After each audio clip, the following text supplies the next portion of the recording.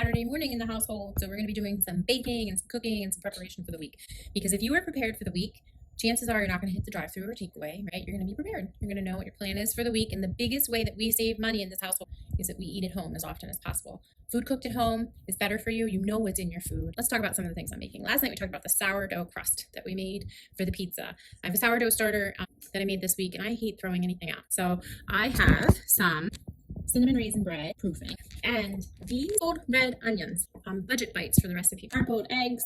So I'm going to peel them and get them in a container with a wet paper towel so they'll last for the week. I'm also going to make some salsa chicken in the crock. It's chicken and salsa in the crock pot, low for 4 to 6 hours. You shred it on up. I'll cook up some bacon, cheese, and veggies. I'm also going to make some broccoli cheddar soup in the crock pot. Probably make some muffins, a batch of cookies. What kind of cookies do you want this week, Rye? You want the peanut butter blossoms?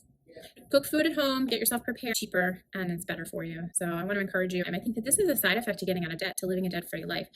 Being in the kitchen for a couple hours on a Saturday doesn't cause me stress. It actually causes me great joy to be able to prepare meals at home for my family. I didn't enjoy being in the kitchen when I was working my tail off, trying to pay my bills and, being normal and broke. But now that debt is removed from the equation, now I find complete joy in cooking for my family. Have a good day.